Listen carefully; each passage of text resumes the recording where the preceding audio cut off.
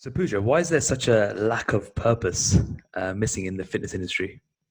Oh, where do I start? I mean, from what I've seen, um, it seems like it's not less purpose, more survival, and it's survival of your own self versus a collective effort. And everything I see, the sort of the journey map of um, education and employment seems to be I need to educate myself to learn how to survive in this industry. And then when I come to apply it, I need to survive in this industry. There's nothing about we have to all work together and help other people, which you'd assume is what the actual main purpose of this industry is. It's to help people. It's kind of a selfless act. You're helping others, you're putting yourself on the line to help other people. And I don't see it. What I see is learn about business acumen, learn about business, um, be a sole trader, and I've come from multiple industries where I've been taught be a team player, be a part of a team effort to do something. So when you're applying for a role, you always have to say, I can use my own initiative on my own, but I'm a team player, is a basic thing you say. But I don't see that sort of encouraged here. I see it as you're out for yourself, you're running after a client, and you've got to just survive. And that is not a healthy thing, ironically, for an industry that promotes health. So purpose is everything, because what purpose gives you is the strive to do something good. And you want to do it together. You don't want to do it on your own. You feel like you want to get people on board to help you achieve something amazing. And at the end of the day, purpose is always going to be for the greater good, for the world. And the world needs it, doesn't it? The world needs purpose right now. Look at what we're going through. It's because for ages, there's been an egotistical way of doing things where you're out for yourself and it's about survival. It's not about doing things for other people. It's about how you look after yourself. And we're all paying for it right now. So in this industry, it's such a big irony from what I've seen, what I've experienced. Just understanding education, understanding employment outside.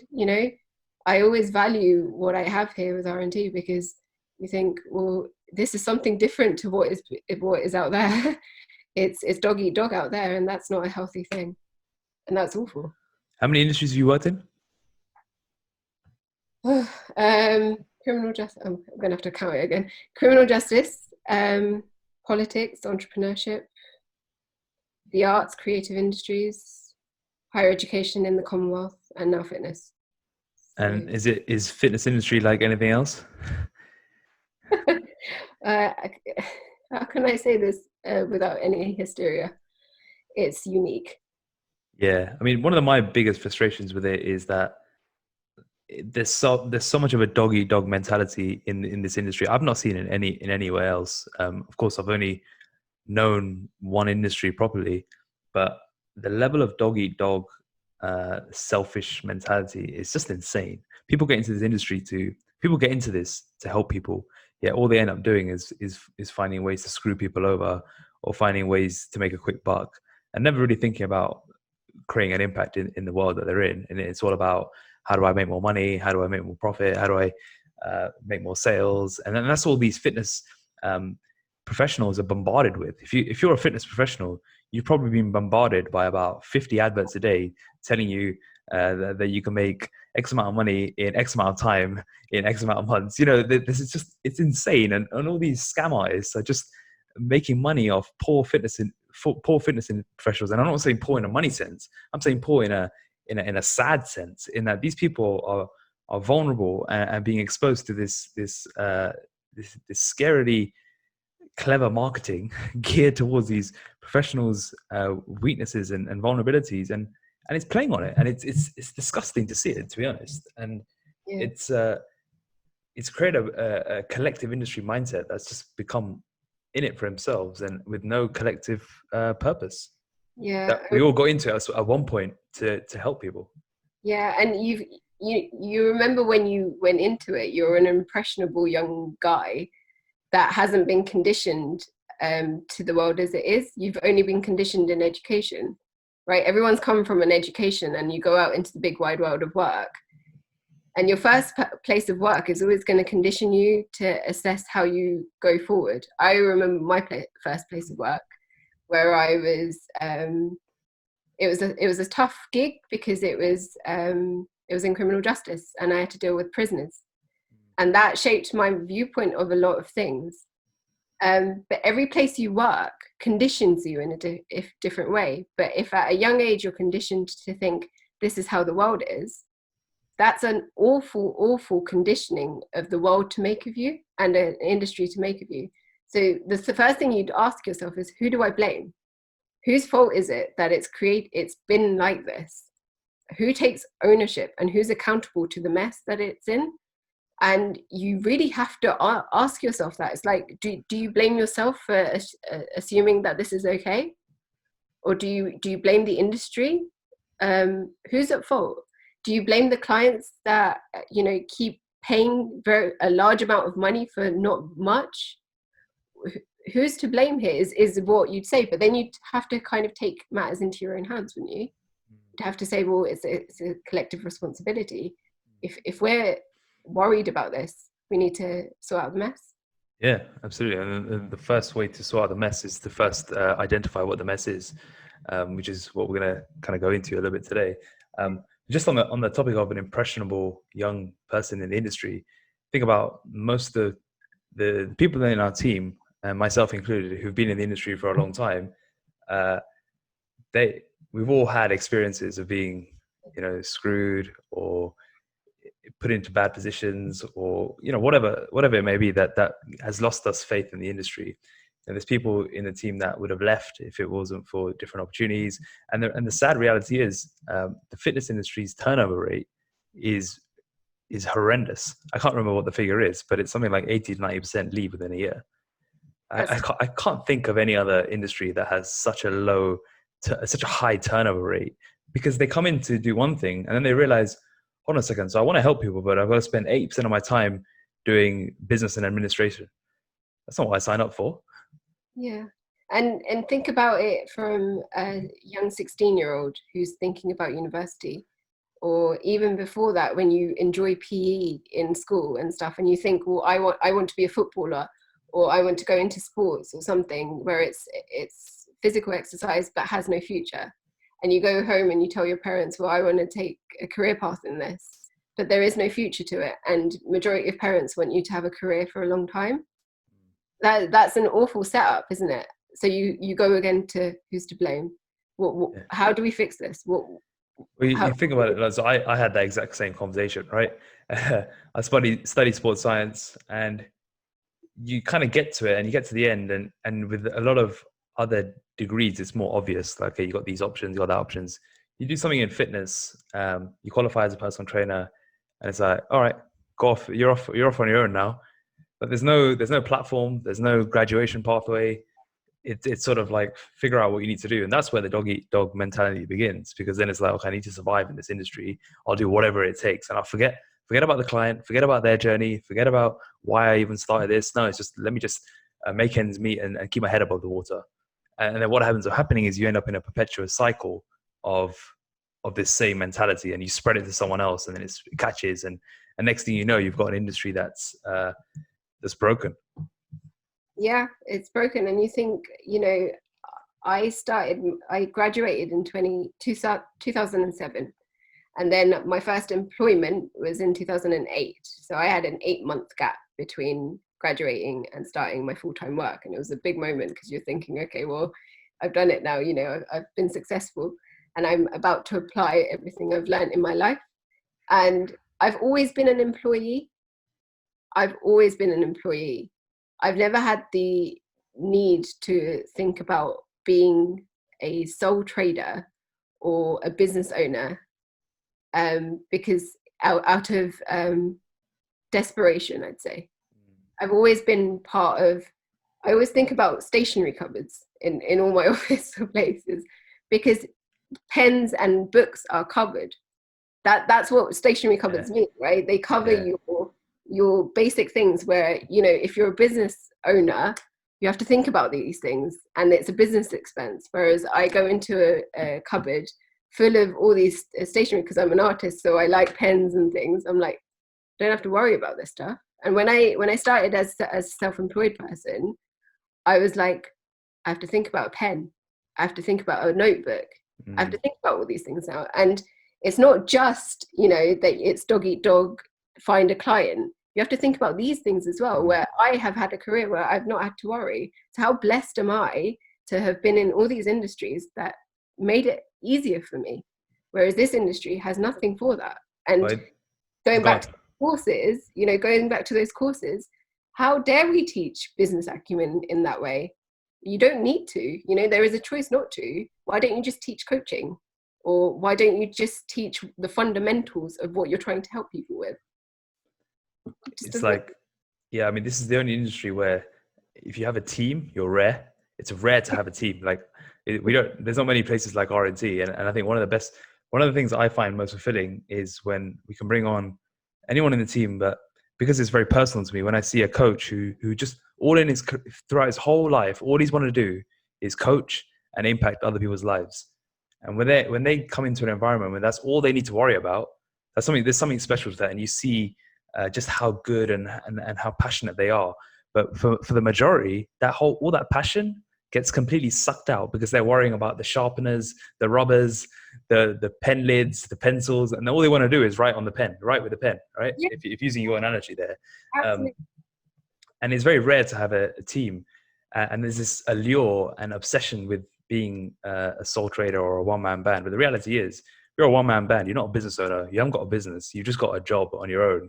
A lonely job on your own where you're worrying about the whole pencil case and yet you probably don't even know how to use any of the pieces, and that's the sad reality. And the fitness industry more and more so it's the marketing that is driven towards these people, makes them think that that's the only option they have. Absolutely. It adds sort of oil to the fire, right? And also I sometimes see it in our team. Like I even see it in you, the disbelief about, you know, you can have this way of working. And I don't think our clients realize that, you know, you guys have worked yourself to the ground all the time. Like the coaches have worked themselves to the ground. And it, you know, you can be a normal person in a normal working environment, like all of us have always been. That's all right, you know, that's allowed. And I don't think anyone's ever told you. But think about this, like it took me 3 years to implement weekends off in this company, right? And I can be quite honest about this because for the first 5 years of my career, I didn't take a weekend off. I didn't know the concept of, and anyone in the fitness industry knows that Saturday is one of your busiest days. Saturday is your busiest day. Sunday, you're catching up on admin. So you don't even have an opportunity to breathe. And when I implemented it, I couldn't believe myself that it was possible. And I remember a lot of when I was scared about, what are the clients going to think? And clients were saying to me, good on you. Like you need it. You need the weekend off. And the people in the team who've been in the industry long as well, they just couldn't believe it, that this was possible. And I myself included in that. And I just couldn't believe that the idea of a weekend off. And now we're discussing holidays, you know, for anyone in the fitness industry to get a holiday where it doesn't impact any of the work they do I have not seen it anywhere else. I have not seen it anywhere else. If you're a one-man band, there's no holidays. You're never on holiday, and it's not even possible. If you're in the few teams out there that I know of, you go on holiday, you lose all your money. And we're implementing something that is going to be completely unique to our team environment that isn't anywhere else. And the sole purpose is to build longevity in this industry so our coaches can do what they love, which is change people's lives. I mean, clients listening to this. Yeah, it's probably like, what the hell is this guy talking about? What they'll think is you've been teaching me to have boundaries. Yeah. Like solid time blocks and time away and rest. And even in training, you have rest periods. Yet, how can you not have a rest period? Like, how can you not do what you're asking me to do? Yeah, it's foreign. If anyone kicks up a fuss, I'm sorry, you're going to have to deal with Puja there, because these guys are allowed. Yeah, and just so clients know, this is like what we're talking about is creating a procedure to take holiday where it doesn't even affect the client's journey. Yes. So the client will still get coaching, and the clients will still be on the journey, and that's the beauty that I've not seen anywhere else, and it's something that only a team environment can facilitate. Um, and the idea that we even when I think back and I look, how are these guys in a company and they're talking about the concept of holiday like this? Like, is that not just a given? Like, is that not just the way any normal company works? But the reality is, and any fitness industry professional who's listening can attest to, is that you don't work, you don't get paid. And we've been built into this mind. We've had this mindset built into us right from the beginning. You know, I've worked at companies before, and it's been the same principle. So, from a team perspective, this is something I've unheard of, and it's just again trying to work against the industry mindset that's been built. Yeah, I mean that's a difficult thing to do, go against the grain. And I think we've discussed this on many occasions. R&T's always gone against the grain. So this is probably the next step, right, that you've done in terms of going against what the industry teaches. Yeah, and I hope that, and I don't hope, I know that coaches who've been in the industry for a long time will really think this is something different. And and I'm gonna say, like, it's a selling point for working here. Like, I'm just gonna say, if anyone listening, like, if you're purpose driven and you're mission driven, and you want a real career in the industry, this is the place to be. Like, I'm just gonna say out now, while we've got the opportunity. It's a nice little segue, Oh, because yeah, it's unheard of. It's unheard of. Why do you think it is? Like, why do you think the fitness industry has become so sort of dog eat dog here? What's one word you could sum it up in? I'm going to cause a bit of controversy if I say it. Go on. Men. Oh, really? I thought you were going to say ego, but I assume you're saying male ego. Yeah. Is it wrong? No, I agree. It's controversial. I'm probably going to get loads of people going, how could you say that? It's not about men. But I'm just saying what I see. I'm seeing a lot of male dominated places and environments where it is you against another guy, and it's like I'm bigger and all of that. And there's something to be said about the lack of women. There's something to be said about the environment being safe, quote unquote, for women to want to be part of this as well. I mean, I was just thinking the other day, at the time of my application form, how I'm quite a reserved person. So to then show my body in the way that it was, and everyone's seen it now because my case study released, right? But to show myself in that way took a lot of guts from me to someone that I did not know, and it was completely online.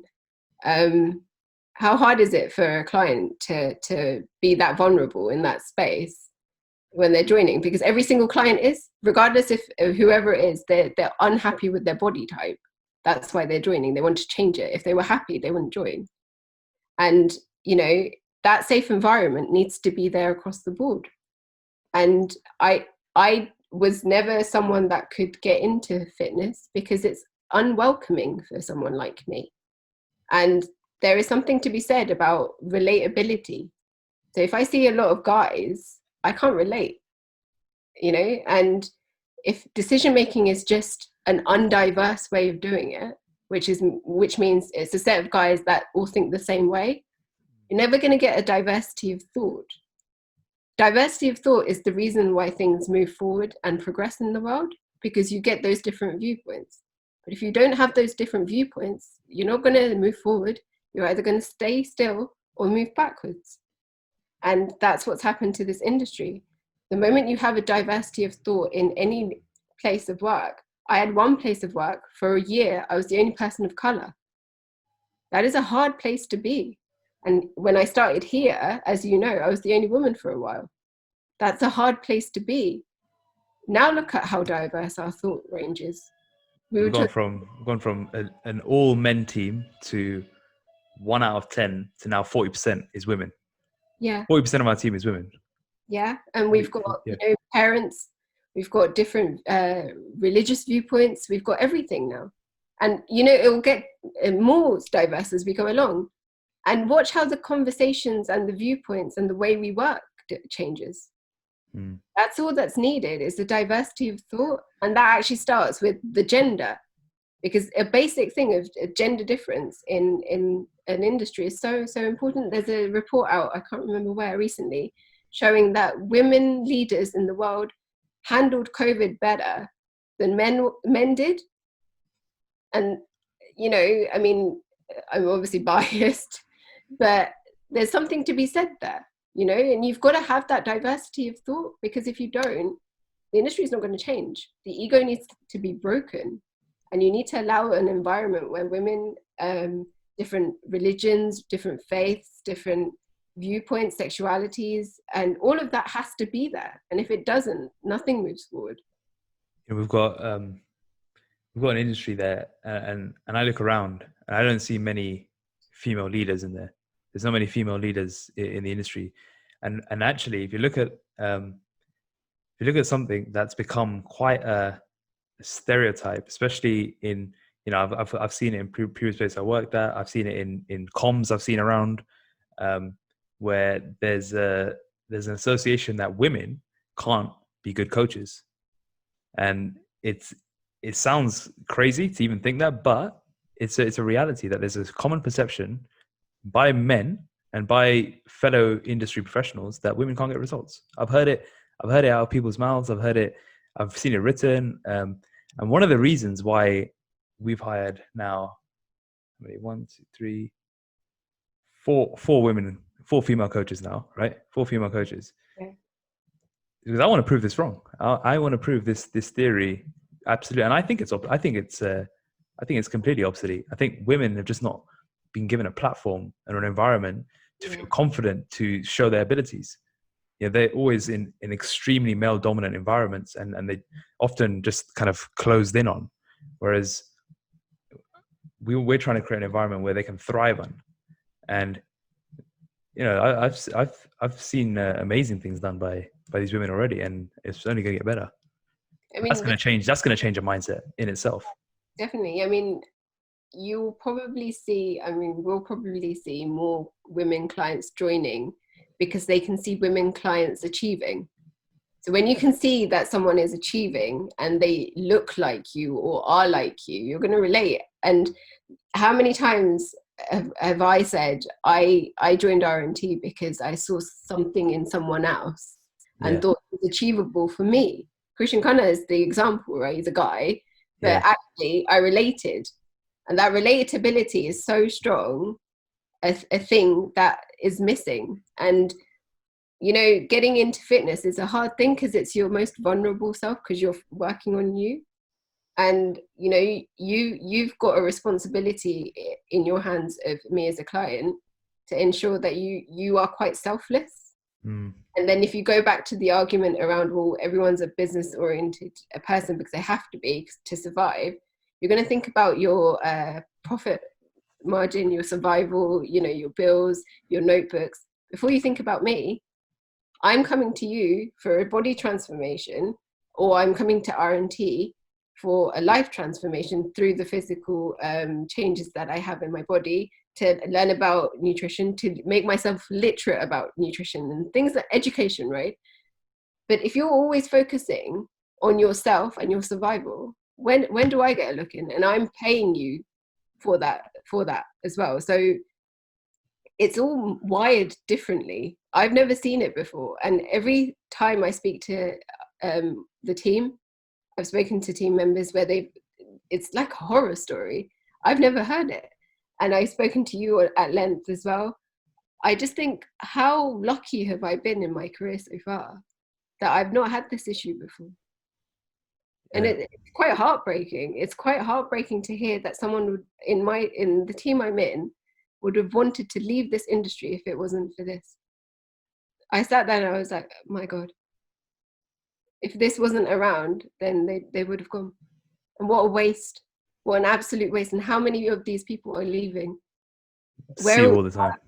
Why are we losing talent? There's hidden potential there. There's hidden genius there. No one's tapped into their minds or their thoughts or anything. they've just used them. Yeah, it's like sugarcane. Have you eaten sugarcane before? Yeah. And you suck the juices out and you throw it away. Yeah. It's a bit like that, right? With all these people, you're molding them into a false sense of belief, which makes them really anxious and scared in an environment that is not safe for them. You are then making them chase things that they shouldn't really be chasing, as in clients, right? Because clients would know if you're chasing them. Clients would know if you're sort of after them. We're not stupid there, right? And it's quite sickening to feel sort of like I'm only doing this because you want to gain a client. But then to have, you leave after all of that is quite sort of, it's a waste. Imagine if we had a system where, you had employment all the time. You didn't have to worry about sort of chasing those clients or anything, and you weren't scared. It's a fear, it's a fear of survival, and you didn't have to worry about that. That is what it should be. That's healthy, because then you don't have to worry, and you can focus on me as a client 100%, and all your focus is on wanting to do what you were setting out to do when you started, which has helped me. That's what The rest will always come. Absolutely right. Purpose, what we started the conversation with, right? If you have purpose, yeah, it's doing good. And in the faith that I have, yeah, doing good means good karma. So if you do good, good will come to you, and that is in the form of financial security. I am purpose driven always. The thing I get up for is purpose, because I know if I make a difference, it will come back to me in a good way. And I live for that. And I live for that because it's culturally embedded in me. And, being purpose driven as an individual is so important. Imagine every single person in the fitness industry was purpose driven. How strong an industry would you be? Yeah, imagine going to government and fighting for the industry in a collective purpose to make things better. It's nothing like it, right? Oh yeah. Oh yeah.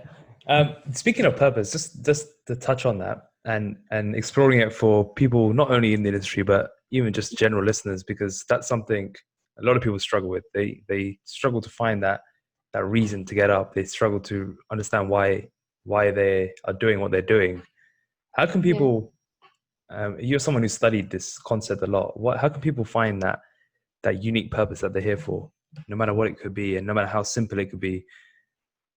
Where does it start from? Starts from a search. It starts from what you feel inside, your gut feeling. And what you need to do is just explore authenticity yourself and what you're about, what's conditioned you in your life, what you get frustrated by. Your gut feeling will never lie to you, and that's your authenticity. If I'm doing something against my gut, I feel it. I feel that it's wrong. When you feel at peace and when you're feeling fine with something and you're onto something really, really important, that's indicating to you your authenticity, which will then indicate to you why you exist, in my view, right? So when at the beginning of R&T, you're like, what's your why? That's a key example of where you can explore it. It's an introspective moment. It's so important to have a conversation with yourself. It might sound mad, but you have been a sort of a result of society. So everything's conditioned you, right? As soon as you can talk and walk and everything conditions you.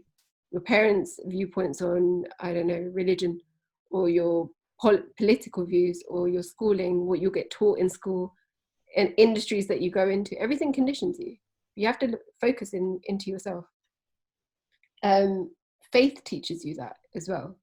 It gives you a sense of belonging, and it gives you a sense of striving towards something.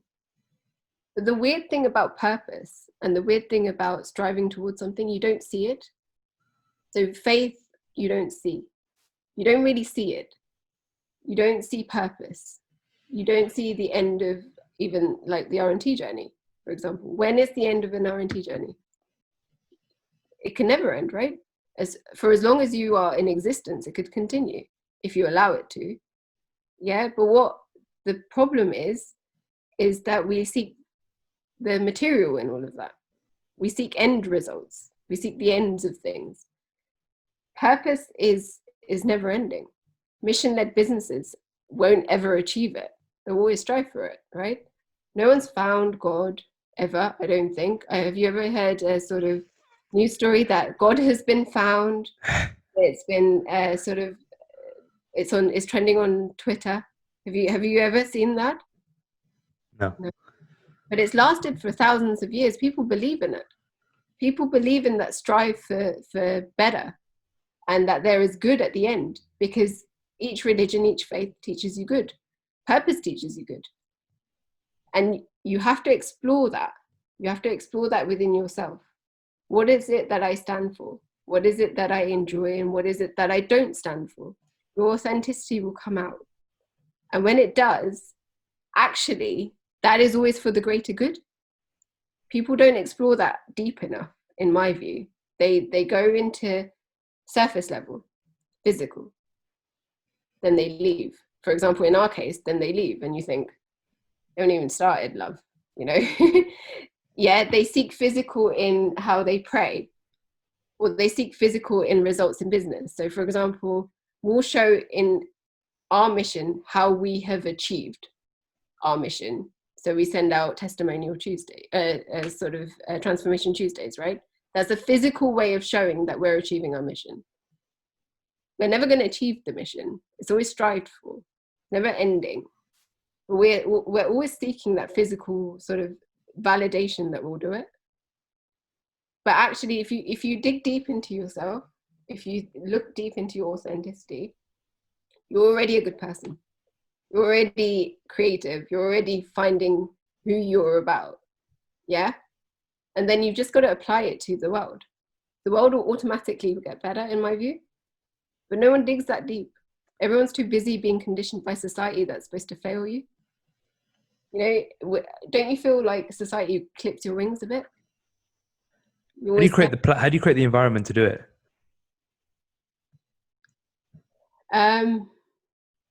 Get a big shovel and dig. I think you've just got to. I think this is a great environment for it, because you know you've dug into everyone, and you've seen potential in everyone, and you've nurtured that. Coaches dig into physical bodies and mold them into a physical aesthetic look.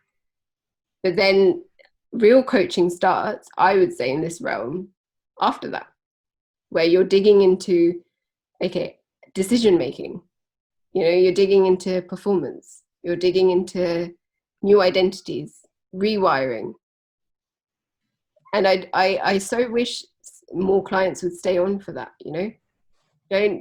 What clients I find do is do what the industry does and leave as soon as they've got that physical look. But I say to all clients today, stick around, right? And stick around and find that potential. The environment is so important, which is actually what we are trying to create. And it's heartbreaking to see that, you know, I'm sitting here unlocking that potential in myself. I don't recognize myself these days. You know, I've never done all the things that I do now. I write. I'm on my 22nd book of the year when I said I'd read 12. You know, I'm much more confident than I used to be. I lead conversations. I've never done this sort of stuff before. I was a very quiet girl, can you believe? Yeah. But I stuck around because I want that potential to be unlocked. I want my authenticity to come out. And it's unfamiliar. That's probably why it scares people, because no one's tapped into it. But the environment you create around it, where you have to kind of go against society, you have to go against everything you've been conditioned by and listen within, that's when you know. A fear of success that I talk about in that fear of accountability article. And it's not even accountability to anyone else, it's accountability to yourself.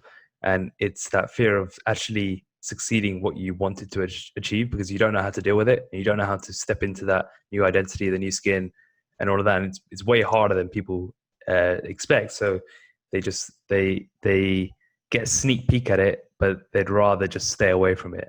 And if you think about, when we say the physical is the vehicle, that vehicle doesn't even get unlocked until you've reached your checkpoint. You can't even start this real journey until your first physical checkpoint. Then you can use the vehicle. Then you can unleash it.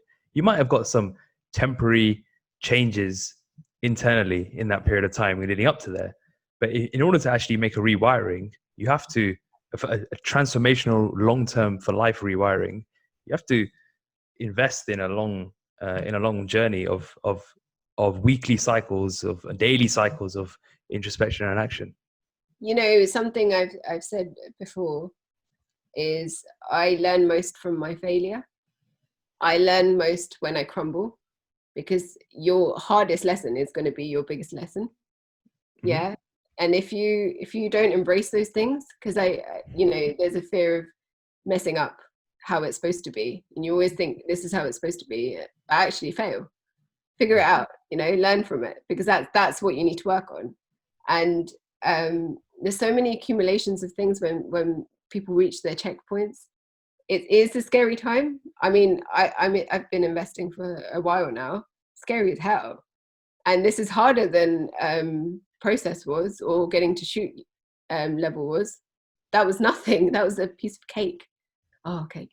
But it's more that mindset and that shift in identity that is actually, it's scary every day. It's scary to actually say, well, this is me now. Yeah. I don't believe it myself, so how can I put belief in others that this is me now? That's a hard thing to do. But you've got to stick with it, because one day it will be like, this is me now, and it won't be scary, because you've wired yourself again. You've rewired your whole psyche, your whole way of living into something completely new, and actually what you wanted it to be, which is where your authenticity is. So unlocking the weight loss, unlocking the potential of your body is one thing, but unlocking the potential of your actual life, no one sticks around for that here, and that's heartbreaking. The ones who do, though, achieve amazing things. The ones who do, the ones like who have been on the journey for 2-3 years, and I see them unravel and explore all sorts of new avenues. What they achieve is truly transformational, because they go way beyond the physical. They're now achieving amazing things in all areas of their lives. They're the ones who find their purpose. They're the ones who apply all the lessons of the physical into their relationships, their business, their goals, or what their real goals, and they start doing things they never thought they could do. And that's when it gets interesting, and that's what we as a company need to push as the norm, because that is the norm that transformation should deliver. The physical is great, but what it'll do as you continue using that process and all the lessons that come with that is it'll unlock amazing things. I always say I wouldn't be doing what I'm doing now, or have achieved any of the things I would have achieved, if it wasn't for the physical. I think that's the foundation of everything. But you have to have that foundation so solidified to then build upon it. And it doesn't get solidified in a momentary checkpoint. It gets solidified with time and miles in doing what you're doing. Yeah. That's hard. And that's what you have to completely fundamentally rewire in order to achieve. I mean, you must, obviously you must feel amazing when you hear it from a client, right?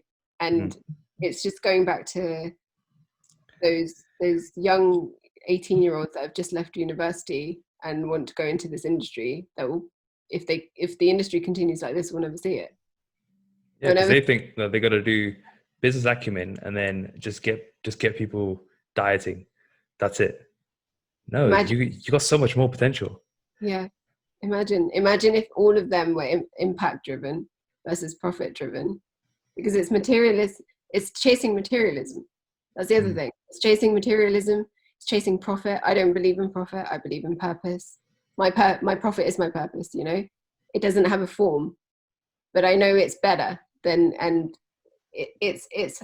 I was thinking about this. It's so weird to think that a rectangular piece of paper can dictate how the world works. money, rectangular piece of paper, dictates how the world works. Money makes the world go round. And that is such a weird concept, because everyone says wealth is important, right? But wealth is misunderstood, in my opinion. Wealth is misunderstood is, if you look in our faith, right, we pray to a goddess called Lakshmi, who's is goddess of wealth. And when it happens once a year, you give money and you put money there, and you pray for prosperity. But it's the wrong type of prosperity, right? It's that financial rectangular piece of paper that everyone is chasing. If everyone was chasing purpose, that rectangular piece of paper will have to come, because the world is still, functioning on that. But the world will be a better place. We wouldn't be in the mess that we're in now. Profit will come as a result of purpose. Like it'll come as a byproduct. It's like with a transformation, the result comes as a byproduct. If you focus on impact, if you focus on someone's life impact, the physical will come as a, but if you do the reverse, it doesn't happen. If you focus only on physical, you won't get life-changing impact. If you focus on profit only, you won't find yourself with a purpose, because you'll just probably, you won't get to that point, and you won't really find it sustainable. If you only focus on the result, you won't get the transformation. I think it's also sort of chasing a rational outcome versus an irrational, can't understand it because it's not their outcome. So you can see and feel and know that your body is different, but you can't see transformation. It's again putting a visual to it.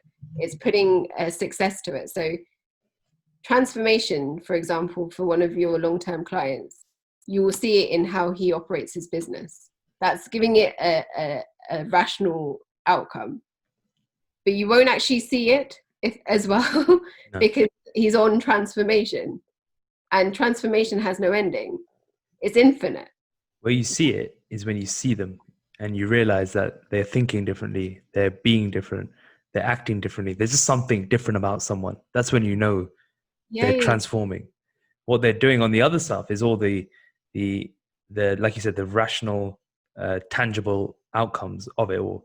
But the intangibles is you can't measure that, and that's something where people struggle with in the investment phase. I've been talking a lot recently about tangible versus intangible outcomes, and if you think about the process phase, it's very tangible. It's very easy to see what's going on.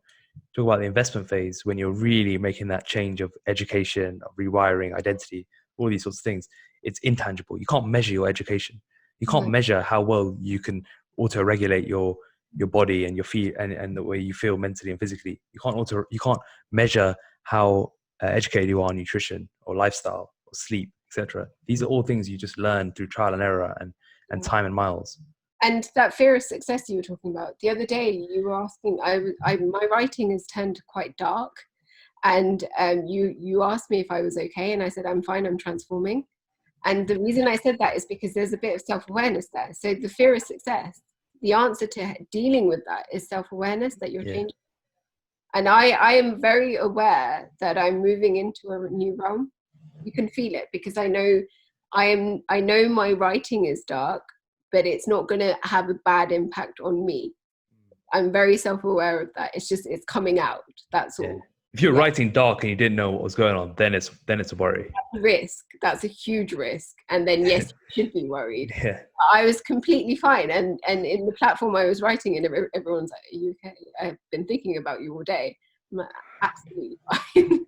It's just part of it. It's part of life now that I'm exploring. That's all. Yeah, self-awareness is a massive part of this whole journey. You need to know what's going on inside of you in order to know whether the action you're taking is positive or negative to you.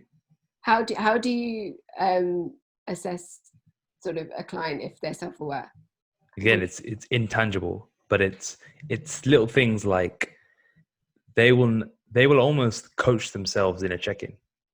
Okay. That's what I've learned. The more as that self-awareness grows, they'll be like, this has happened, but it's because of this. This is the action I think we should do. What do you think? Wow. Okay. Then it's like, yeah, I think you're on the right track, or no, I think you should try and do this. So you're just coaxing the action. That's how the check-in process evolves, in that you become so self-aware of your body, your mind, your actions. You know why you're failing or what you're failing and what's happening. and you can also get to the point where you can propose actions for it. That's a real level of self-awareness that takes time to develop, because at the beginning you're just like, I messed up. You have no idea why you messed up, or it's probably really obvious from the Yeah. outside, but internally you don't know. Is there a risk of a coach just in the early days seeing those as excuses versus actually the reasons why certain decisions were being made? Yeah, you've got to look, because that helps you identify. It helps you identify the triggers, Mm-hmm. the muck, the problems. Because a lot of people use, if you think about quote unquote excuses for why you may not be doing well physically at the beginning, it's related to poor lifestyle choices. You know, whether you're eating too much, you're not moving enough, all these sorts of things. Those, for the 99% of the time, is to do with something else. Right? Because you're probably using it to deal with something else. It's a crutch for something. You know, it could even be as simple as you didn't sleep enough, so you're hungry that day, but you didn't sleep enough because of that reason So the night actually, before. why behind that why? Yeah, there's always something that's the real reason. Like, even like, for example, yesterday I was, um, so during the day I don't really ever think about snacking or any other different foods, because I'm just quite locked in and it's very automated. Everyone Dinner, knows. yeah, dinner will come. Everyone predicts when I eat. They know when I eat. They know why I eat. Dinner comes around, and the dinner itself is the same. And then afterwards, I have like a pre-bed snack, which for the most part is the same. But I know if there's some days where I'll want more, I know something's up. And yesterday was like one of those days. I was eating there. I ate my normal pre-bed, my post-dinner meal, and then I was sitting there. I was like, should I go get it again? And then I was sitting there, and because I was aware of it, I was like, nah, I shouldn't. And I should just have a glass of water and just not have it.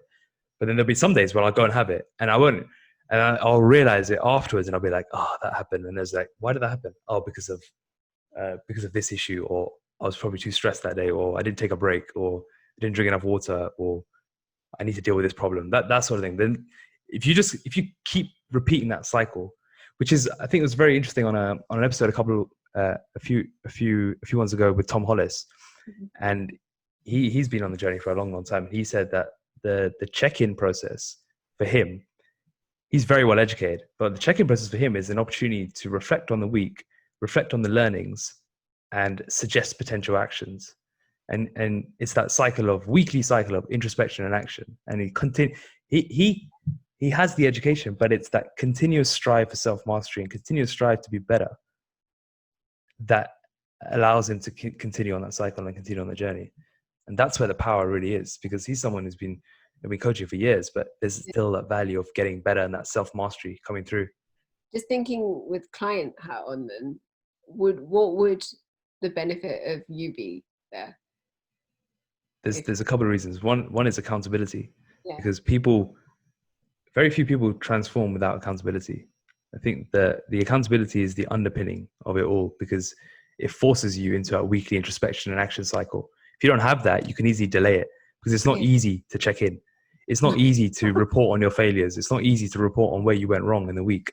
But if you know you've got to be held accountable to someone or to something on a weekly basis, or whatever that frequency is, then you're forced into that cycle of introspection and action, which cultivates that long-term transformation. And that's where the long-term value really lies. And also in that different style of coaching, where it's not just do X, Y, Z. It's like, you become like a sounding board. You become a source of clarity, a source of education. It's like, no, I think this would be better for you, or I think this could be better for you, or try this. You're thinking outside the box, and it becomes education and clarity versus just like straight up telling someone what to do. And I think it evolves with those three elements. The journey evolves, and you get more and more out of it. It's funny, like, it's almost like the less hands-on it is, the more you gain, in a very weird sort of way, because you become more self-aware through that process. Is it quite empowering for me then? It is. Absolutely. You almost own your journey, and you own your transformation, as opposed to feeling like you have to show up every week. It's like you use this opportunity to validate your thoughts and push even further. Is that a sign of success of a good coach then? Because, if you've got to a point where your client is able to make their own stronger decisions. Yeah, I mean, if I look at the longest term clients in the business, so obviously I've been here the longest, so I've got the longest term clients. If I look at the commonalities in them, it's it's exactly that. It's they're very well educated, um, but they come for that clarity, they come for that accountability, and the coaching is it's very different to the early days. I was telling you yesterday actually that my style of coaching with people who have been with me less than a year versus people who've been with me for more than 3 years is completely different. You wouldn't even think it's the same business if you look at it. It's like one is doing like predominantly physical, and one is doing like we're talking about these things like purpose. We're talking about how he uses the physical as a vehicle. It's different level stuff, but it evolves, and you have to stick with it to evolve. You can't get there from the beginning. You can't. You need to evolve through that process, and you can only get to that point if you've got that. You need to be ready for that. Does that make sense? You need to be ready to have that self awareness to embrace what that sort of check-in style needs and requires. Yeah. I mean, is there a need for a rush? No, not at all. It takes time. For if I look at all those people, they've taken 2.5, 3, something like over 3 years to get there. So Someone signing up or just signed up would say, well, I've committed to 6 months, or I've committed to a year, and would say that's a big financial commitment. And early days, it's always worried about financial commitments. What is that financial commitment? What do we give? Because sometimes it's confusing. It's confusing as to what we're giving. We know what we're giving them, but sometimes I sometimes feel not everyone clocks what we're giving them. you will make that money back a million times more than what you put in through what you will become. And I don't even care about them. I don't care for your money. Like it's not even about that. It's like the financial is purely for accountability. You will create accountability around financial commitment. Everyone does. And with that, over a sustained period of time, you will evolve. If people are at the start of their journey, they're probably more thinking physical, right? You start thinking physical. If you want a physical barometer here, and here's one for you. The research is very clear that you need to maintain your body weight for 2 years to have really achieved mastery of your body, right? Achieve a body weight. To step into a new identity, it was a piece of research Nathan showed me recently, and I'm digging out the paper because I think it's a really good one. You need to hold your body weight for 2 years to step into a new identity. Let's just take away all the other things, just physical. If you want to break out the dieting cycle, you need to be able to learn how to keep your body weight and educate yourself for 2 years. That's a long time. That is right? a long. Yeah. In an industry that's conditioned to let's get lean in 90 days, that's completely different end of the spectrum. But that's a difficult thing to get head around. But if you think about most people who come to us, they've come for us from yo-yoing, rebounding, quick fixes, constant state of dieting. They've tried everything under the sun. Why? Because there's no transformational approach. Purely physically speaking, you need 2 years to hold. You need to hold your body weight for 2 years. By holding your body weight for 2 years, you will do so much and learn so much about yourself to facilitate that.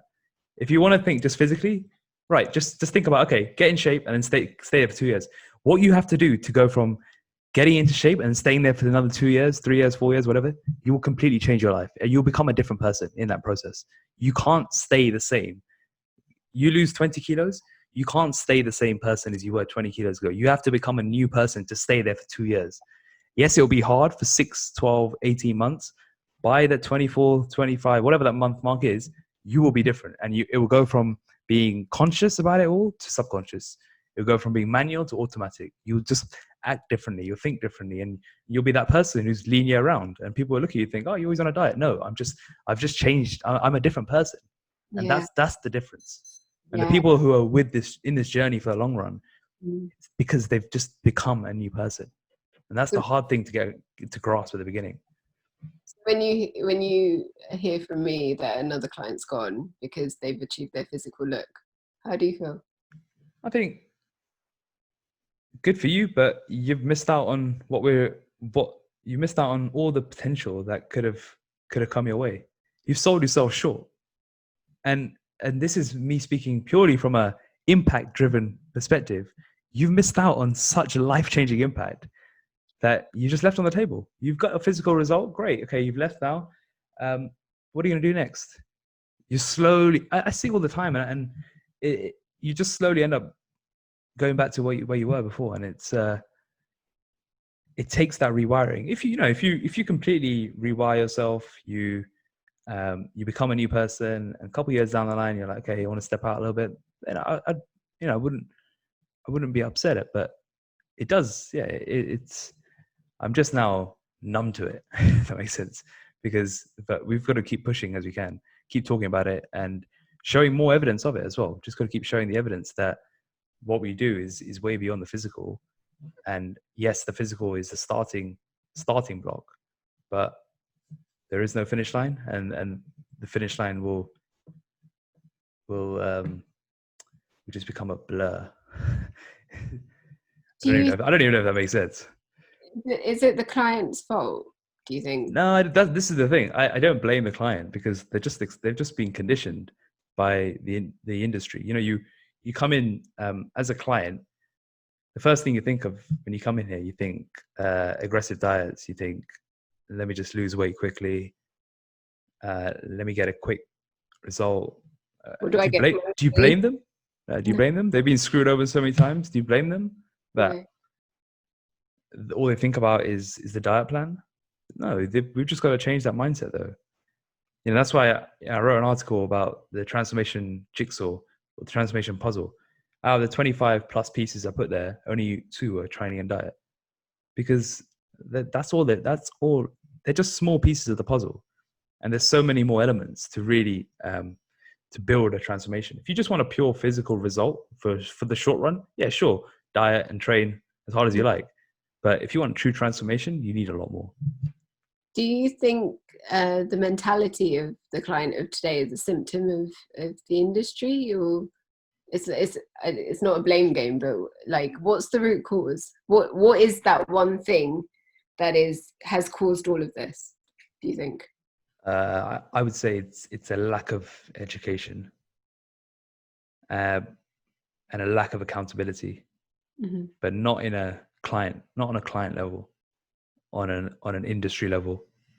If you look at what are the things that the people in charge, or the people responsible, like ourselves, are being exposed to, there's nothing about transformation. There's nothing about long-term journeys.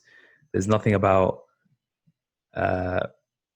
living for a purpose. There's nothing about all the different concepts we've spoken about today.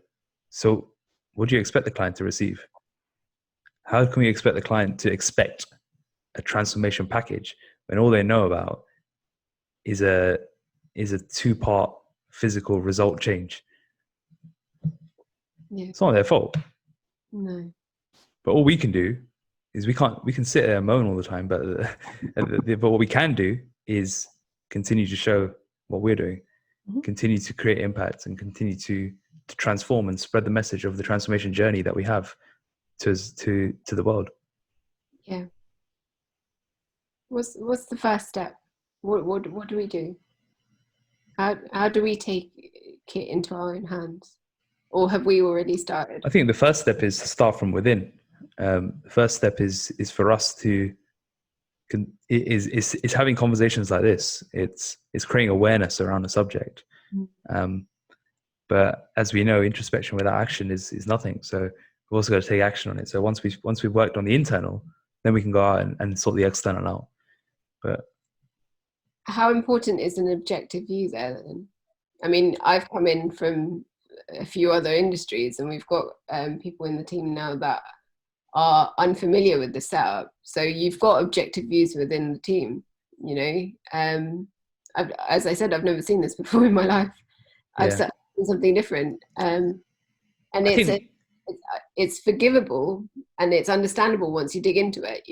It's like I can't sit there and go, how can you be like this as a team? I can't do that, because you don't know anything different, and that is heartbreaking. But it's kind of my duty to say, well, objectively, this is what I've seen, this is what works. I think the industry needs more objective professionals to come in, and in any other industry, you get people from all sorts coming in and helping and improving the industry. In this one, it's only the fitness guys, right? And I'm going to say guys because it is mainly guys, right? And it needs more collective, more collaboration, but from different individuals, from people with different backgrounds.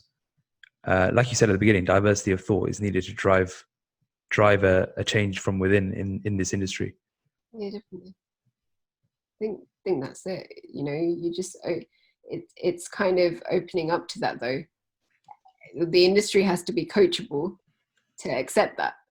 It's not us going, well, this needs to happen. It's the action, as you said. The action needs to be a breaking down of a huge ego. It seems that they have to be willing. Everyone in this realm, in this industry, has to be willing to accept that there is a problem and that it has to change. Because when it comes to pandemics and fighting for gyms to reopen so you can train, it shouldn't be an afterthought, because there was a huge sort of backlash because it was thought of last. It should be at front of government policy because it's health, and it was a health pandemic. So health should have been the priority for this nation, and it wasn't. Pubs were, because the economy drives this nation, not health. But health is wealth. It's nuts, isn't it? Well, if you look at the stats on how much the economy loses because of poor health, it's insane. So it doesn't even make any sense if you put it that way. It's a complete false economy to even think it that way, right? But that's the way the government thinks, and that's why they knee jerk with these crap campaigns of these. What is it? I keep seeing this picture of the big dude eating the sandwich, or it looks like a burger, and he's saying something like, "You should eat this like me," and I think you sent me an article about it, and it said like humans are suggestive people, right? They'll see someone eating like that, and they'll want to eat as well. It's not even like from a psychological point of view, that campaign is just wrong. Yeah. It's just going to increase the I saw it. I was like, oh, what's he got in his sandwich? That's what I was looking at. I wasn't even looking at the text around it. Burger, and because when you're like, well, this is wrong campaigning because it's a burger, and you go closer, but no one's going to go closer because they think it's a burger, and they'll go, okay, the government is telling me to eat a burger, I'll go to the burger joint and eat a burger, which is the wrong message. The week before, he was in a gym, our prime minister was in a gym, like trying to do bicep curls. Doesn't make sense, right? And it's just really, really odd. And it's about that conditioning, because society is conditioning us to fail. Our wings are clipped as human beings anywhere you go, because society wants to keep you in a system. Like, there's no free birds, there's no free thinking. Think about time restrictions. Think about, I've always been late for work, right? In any place I went to, I was always late for work, and I thought I was the bad person. But actually, I don't like my time restricted. I don't like deadlines. I don't like my flow going, because time is free. Time is flowing, just like transformation flows, just like purpose flows. There's no end to it. So why are we restricting it? And often I ask you, and you say, I need to protect my time. Why do you need to protect something? We're all sort of caged into a system in the entire world where we're set up to fail. That's why when you set up a business versus going into law, you're going against the grain, because it's not the norm. Because success isn't this, success is that. It's conditioning, it's an assumption, and it's been accepted. That's the worry, that us as a human race keep accepting this. It's awful. Well, one of the most frustrating things I hear, just on that law example, is when I speak to people. I've done talks at schools and these youth events where I had this talk about finding your passion. It's quite a cliche thing to talk about, but it's very much linked to what we're talking about here, because I see so many of my peers around me in different industries who just aren't satisfied with what they're doing and aren't satisfied with their existence, because it's purely driven by the golden handcuffs, or in some cases, and that's the first thing people think about, because you've probably heard the saying, a stable paycheck is as addictive as heroin. Like that's the way people think. And being able to take yourself out, and like you said earlier, and discover what you want to do and discover that passion can allow you to do so many great things later on. And you often find these moments of introspection and awareness through a journey like this. If you take action on it, you can do amazing things. You've also got to have courage with it as well. And that's what this company, this journey will give you courage as well. It'll give you confidence and courage to be able to take that leap. Because it's sexy to talk about finding your passion, but doing something about it is another thing. But I don't think it needs to be as drastic as people think. And I'm just thinking, if we think realistic advice on what I've seen work for people is that you could just start by doing something small in your day and just build on that. Build on it, build on it, build on it. It's the art of making decisions that work for you, I'd say, because application forms are comfort level goals, and that's what people think that is just unachievable to be able to achieve, and they kind of stop themselves there. And I remember mine, I just want to own this is what I wrote, and then I said I want to not look like I did and fit into clothes that I wanted to. Is that what you wrote? Yeah. I wanted to, no, because I got told that I couldn't fit into the biggest thing in the shop. So I didn't need to join, and I was like, well, I don't want to hear this again. So I want to buy clothes. I want to have the ability to go into a shop and choose my clothes, not being told that nothing fits me. What I was trying to say is that you I don't think you were very surface level. You were quite in depth with yours, huh? I'm quite a deep person. Yeah, for sure. It was longer than that, but I know what you're saying. That's all I thought I could achieve. But if I didn't stick around, I'd be like, well, okay, what about the writing? What about the confidence in speech that I didn't know I had? The outlets of communication has always been in trouble for me, and it's just that fear, because you're being made to think, why is it called find your passion? Why is it called passion? Why isn't it find your authenticity? Because no one's teaching you to find your authenticity. You're conditioned that, society says financial sort of careers or medical careers are more successful than arts. I didn't have a career path. I didn't know what I wanted to do. I thought that was wrong. I've molded myself in different industries, which actually served me really well, because what I'm doing now is being able to apply all the things I've learned and help you do what you're trying to do. And I did well, actually. I did really well in what I did, in not having a career path. I didn't know what I wanted to do. I remember when I first clocked that, I was in Thailand, right? And I remember very vividly where I was. I was in I think I was in Riley Beach. It's like near Krabi. It's like a small coastal town in Thailand. And I was walking, and this is when I started clocking, like understanding that what we were doing was more than what we were doing. Like I never knew what we were doing, if that makes sense. Like it's a bit of a tongue twister. I thought we were doing, and I've written about this, I've spoken about it. I thought we were doing online personal training. I thought we were just setting up an online fitness business. And I remember walking on the beach there, and I was just walking for ages on this coastal town, just around these rocks. And then it just came to me. I was like, oh no, what we're doing is so much more. And what we're doing is, if someone can master their body and master their mind because of their mastering their body, they can then get the confidence and courage and focus to then apply it to other things. That's what we were doing. And it was only when I realized that, I was like, oh wow. I came back and wrote that all out, right? And then I published it on the website. But that's what it was, like that eureka moment. I didn't really realize what we were doing. But when I started thinking about all the things that everyone I've impacted had done, that's when I realized that this is like, if you apply this journey to the max, you will get so much more out of it than just that surface level. Do you remember what triggered it? What triggered you thinking that way? Well, I was reading that book, and the one you recommended, Mission, which I'd recommend everyone to read. Michael Hayman gave a blurb on our book, Transform Your Body, Transform Your Life. So I'd recommend anyone who's listening to read that book, Mission. It will definitely get you thinking about these things, and thinking about companies who are built for more than just money and commercial and transactional purposes, which is what most are. So that got me thinking about it, and it definitely sparked thought into the reality of what we were building.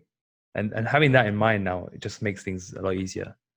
I mean, thinking about that, it's just like, if you're doing it for profit and you achieve the profit that you want, then what? Yeah. Then what? And then it's like the physical. So it's like what I was saying about the materialism. So if you achieve the physical, then what? You've done it, so Mm. that's it. There's, What's your next goal? there's very clear research around financial income as well, that after certain levels of financial income, your level of happiness, fulfillment, stability doesn't increase at all. You're just earning more for no real reason. This is not me saying that. I'm not saying you shan't earn money, but I'm saying if you focus only on improving that bottom line, then Mm. you won't get what you want out of it.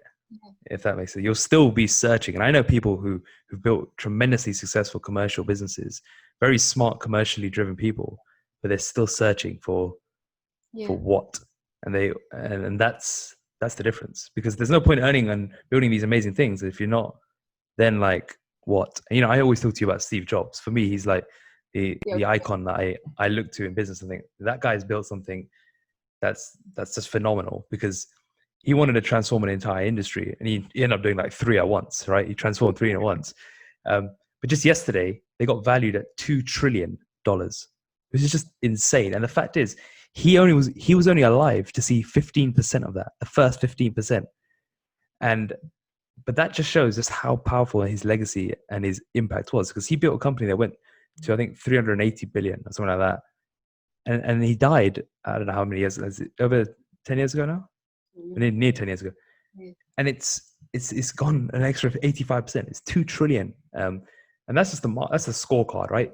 But the owner, Tim Cook, he's only quote unquote worth $1 billion, but he's in charge of a £2 trillion company. And imagine if and I saw an interesting thread, and they were like, well, Tim Cook, he's waving at the cameras and all that, and someone was like, well, he wasn't responsible for the first 15%, and the guy was like, well, because he wasn't responsible for the first 15%, that's why he's not worth 100 billion, Yeah. because that was the real hard work to create, wasn't it? That was the foundation. So, would you But, say Steve Jobs left the world in a better place? oh, well, we wouldn't be. I'm here recording this on a Mac. I'm talking to you on a Mac. I've got my iPhone. I've got my iPhone. Yeah, he's changed. She's just changed the way we live in many ways, right? We live in different ways because of one man and one man's ability. I mean, every time I look at the app icons, every time I look at the keyboard icons and if you look at every single window I'm looking at the windows now on a Mac, they're all curved edges. And I always refer to this example because he was very specific about it being curved edges. It's and it's just also that. there was something around opening the box when it should be an experience. Yeah. Like just opening the box and unraveling what's inside the box should be an experience. And you just think, how did your mind think? Like no one would think to do that. Usually when a delivery comes, it's half open and you're like, but with this, there is an actual beauty to it. There's an actual elegance to how you feel when you open it. And if you look at how he does his, when he gets everyone together and the hype that's built up, it's in the same way, because there's an experience. Everything's an experience. You have to feel it. Our clients have to feel that at every level, not just at coaching level. They have to feel it at all levels. And it's a difficult thing to master, The other thing I'd say is the legacy he's left. He's left the world in a better place. And if you read, you've read it, I've read it, Legacy by James Kerr, he follows the All Blacks and their way of working, and how they sort of call on their ancestors to help them be better people. They're a rugby team, right? They're a rugby team. Their one purpose is to win. But what they do is also have this conditioning where if you put on a jersey, and the day you leave that jersey, you leave it in a better place, right? And if you think about the greater good and having a purpose and all of that, right? We own space in this world. Yeah, we don't just own homes or rent homes, right? We rent space in this world. Who else is going to sort out the mess? It's up to us. Ownership of this world is ours. We've messed it up so badly that we're paying for it now. Families are torn apart, people have died, governments are falling apart, everything's going wrong because we've messed it up. It's our ownership there. We own this shit, you know, and we have to leave it. James Kerr's absolutely right. The All Blacks are absolutely spot on. You have to leave this place in a better way than you found it. When you are born, you find the world, right? When you leave it, you have to have a responsibility. And what purpose teaches you in business or in anything, even if you don't own a business, you have to have a purpose in life. This is Like, another thing to say. Go on. I'll expand on that. To leave this place when you die in a better place than you found it. It's your duty as a human being. You know, you cannot escape that. If your profit material stuff goes, right, it could blow up. Yeah, it doesn't matter. It's meaningless. You have to be purpose driven in life. Then if you're running a business or you're part of a team, anything, it's purpose first because it's for the greater good. And if I go back to the faith element, that's what faith teaches you. James Kerr said, just on the topic of the All Blacks, actually, they're purpose driven. And what's their win percentage? Near 90%, Yes. I believe. Near 90% historically. Yes. That's unheard of in sports terms. But why? Because everyone should read this book. It's because of their culture and their purpose and their what they believe in and their faith in what they do. And that's the reason why they're winning nearly 90% of their games, which is, you just don't see that in anything over a consistent period of time as well. Not just one season, talking about 100 years. Yeah. And the days they don't win, they learn. You know, yeah. That's what I said about learn from your failures, because they're your biggest teachers. You know, in India, they have Teachers' Day. And obviously, Indian descent, I say I don't publish that too much. I said this time is my biggest teacher. Actually, failure is my biggest teacher. Because where I feel I failed, I will learn more. Just on the topic of purpose as well, it doesn't have to only be business. And this is where another potential mistake people can make. You don't have to be a business owner to have purpose. You can be very much be part of a collective purpose.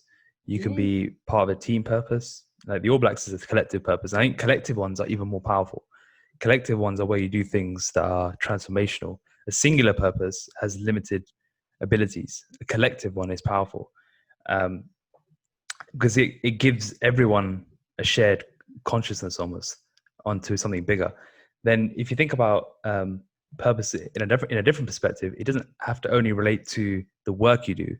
It can also be, like you said, leave the world a better place, but that could be as simple as being the best possible parent that you want to be. That in itself is a purpose, because that does leave the world in a better place, because you pass it on through your children. So purpose doesn't have to only be related to the work you do. It can be intertwined in different ways. Yeah, it's also something to be said about integrity then, because integrity is everything people don't see about you. You know, you have your public face, for example, Akash, and you know, you go somewhere and everyone knows you. Say everyone knows you in a certain environment, and you end up having an argument or a fight with someone, right? Yeah. That affects your image. That has a knock-on effect on everything around you as well. The work you do and the way you carry yourself outside of public realm, your thoughts included, say a lot about you. And if you're purpose driven, you know that you're doing good all the time. So when I'm not working, I know I'm kind of in work mode as well. You know this as well from me, that I have a responsibility outside of my working hours to be purpose driven as well. Because when I switch on my hat for work, it's easily done. It's seamless because it's part of my day. When you're purpose driven, you don't clock in, clock out on anything. You live a lifestyle. Yes. And it's very similar to being in shape. You don't turn it on and turn it off. The parallels are all so similar. You don't turn it on, turn it off. You live a lifestyle.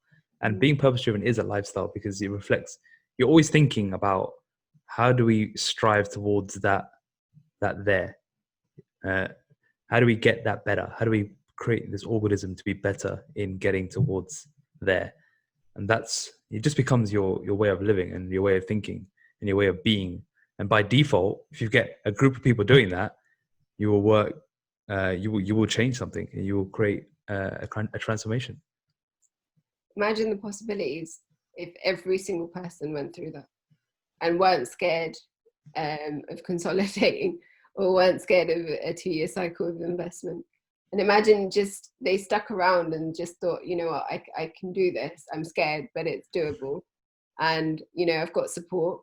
I've got support not from just the people that are facilitating this, but I've built support in my family because they've seen me when I started with this journey, you know, and they understand it now. You know, I've moved past those social stigmas and those battles in my community, in my life, you know, that everyone's supporting me to do this.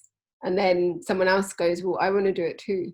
And then you've already got a nicer person, you know, because I'm a nicer person. I might seem aggressive and to the point. But I'm actually a better person than I was 18 months ago or 20 odd months ago when I started.